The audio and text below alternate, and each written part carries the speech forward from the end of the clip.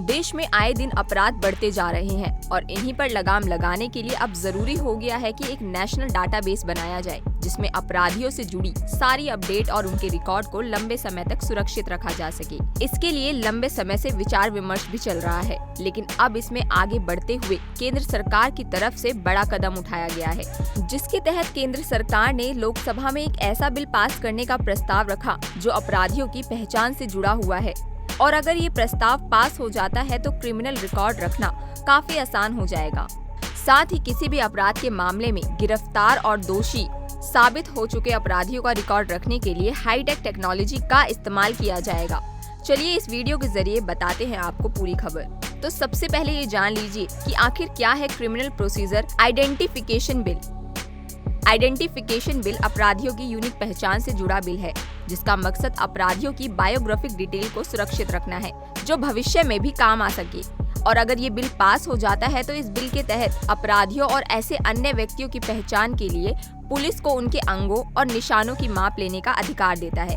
इसके तहत अपराधियों की अंगुलियों के निशान, पैरों और हथेली के निशान, फोटोग्राफ, आंख की पुतली, रेटिना स्कैन, जैविक नमूने, दस्तक और लिखावट से जुड़े तमाम सबूतों को संरक्षित रखा जाएगा। अब ये जान लीजिए कि इस नए कानून की जरूरत क्यों पड़ी।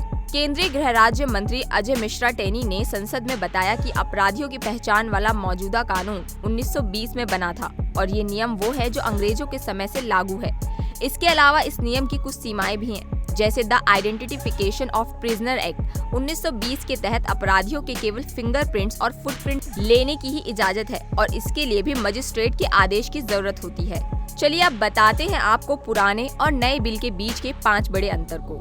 आपको बता दें कि क्रिमिनल प्रोसीजर आइडेंटिफिकेशन बिल 2022 मौजूदा कानून प्रिजनर एक्ट 1920 को निरस्त कर देगा।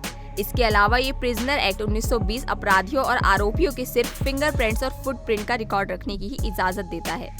क्रिमिनल प्रोसीजर आइडेंटिफिकेशन बिल हिरासत में लिए गए आरोपियों और दोषियों के सभी तरह की माप लेने की इजाजत देता है।